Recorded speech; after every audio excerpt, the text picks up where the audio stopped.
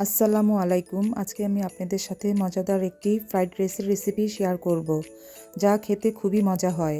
এখানে আমি এই কাপের 2 কাপ চিনি গুঁড়া চাল নিয়ে নিয়েছি এবং ভালোভাবে ধুয়ে নিয়ে নিয়েছি। এখন একটি পাতিলে আমি ভালোভাবে পানি গরম করে নিব ও সামান্য পরিমাণ লবণ দিয়ে দিব। এরপর আমি 1 টেবিল চামচ পরিমাণ তেল দিয়ে দিয়েছি। তেল দেওয়ার পর আমি চালগুলো দিয়ে দিব। চালগুলোকে আমি ভালোভাবে ফুটিয়ে নিব। যদি পুরানো চাল হয় তাহলে 8 মিনিট লাগবে সিদ্ধ হতে, আর নতুন চাল হলে 5-6 মিনিটে সিদ্ধ হয়ে যাবে। এই যে আমার চাল সিদ্ধ হয়ে গেছে, আমার চাল পুরানো ছিল। এখন আমি ছাঁকনিতে ছেঁকে নিব। ছেঁকে নেওয়ার পর আমি ভালোভাবে নেড়েচেড়ে নিব এবং ঠান্ডা করে নিব এবং ফ্রিজে রেখে দিব ঠান্ডা হওয়ার পর। আপনারা পারলে আগের দিন চালগুলো ফ্রিজে রেখে দিতে পারেন। এখানে আমি ইনগ্রিডিয়েন্টসগুলো নিয়ে নিয়েছি, আপনারা দেখে নিতে পারেন। এখানে ফ্রাইড রাইস রান্না করার জন্য একটি কড়াই নিয়ে নিয়েছি। এর মধ্যে 2 টেবিলস্পুন সয়াবিন তেল নিয়ে নিয়েছি। এরপর 3টি ডিম ভালোভাবে ফেটিয়ে নিয়েছি। ফেটানোর পর আমি ভালোভাবে একে নেড়ে চেড়ে ভেঙে কুচি কুচি করে নেব।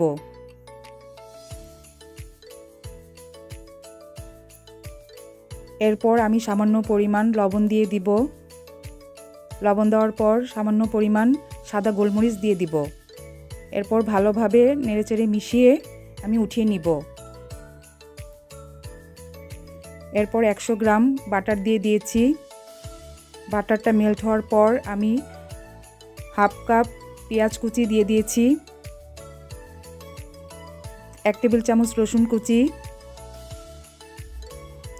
এবং 1 চামচ আদা কুচি দিয়ে দিয়েছি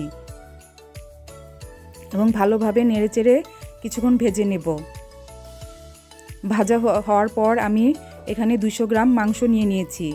তারপরে সাদা গোলমরিচ দিয়ে দিব। তারপরে সামান্য পরিমাণ লবণ ও 1 চামচ চিলি সস দিয়ে দিয়েছি এবং ভালোভাবে আমি 5 মিনিট নেড়েচেড়ে ভেজে নিব। এই যে আমার ভাজা হয়ে গেছে, আমি গাজর দিয়ে দিব, কারণ গাজর একটু সিদ্ধ হতে সময় লাগে, তাই আমি গাজরটা আগে দিয়ে দিব। 1-2 মিনিট আমি ভেজে নিব। ভেজে নেওয়ার পর আমি এখানে পেঁয়াজের কলি দিয়ে দিয়েছি, লাল ক্যাপসিকাম দিয়ে দিয়েছি, সবুজ ক্যাপসিকাম দিয়ে দিয়েছি ও হলুদ ক্যাপসিকামও দিয়ে দিয়েছি। আপনারা আপনাদের পছন্দ মতো সবজি দিয়ে দিবেন। তারপর কাঁচামরিচ দিয়ে দিয়েছি। সামান্য পরিমাণ লবণ দিয়ে আমি 1 মিনিটের মতো ভেজে নেব। এই যে ভাজার পর আমি এখানে চালগুলো ছড়িয়ে ছড়িয়ে দিয়ে দিব। এতে চাল দলা পেকে যাবে না এবং আগের দিন ফ্রিজে রাখার জন্য চালগুলো দেখুন কেমন ঝরঝরে হয়েছে। এখন ডিম দিয়ে দিব।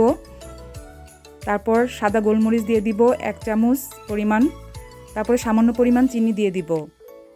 এরপর 1 প্যাকেট ফ্রাইড রাইসের মশলা দিয়ে দিব। আপনারা আপনাদের পছন্দ মতো মশলা দিয়ে নেবেন। তারপরে 1 টেবিল চামচ সয়া সস দিয়ে দিয়েছি। তারপরে সামান্য পরিমাণ লবণ দিয়েছি, কারণ সয়া সসে লবণ আছে সেজন্য। আমি এখানে ভালোভাবে এখন সবগুলো উপকরণ রাইসের সাথে ভালোভাবে মিশিয়ে নিব। এই সময় চুলার আঁচটা হাইটে রাখতে হবে।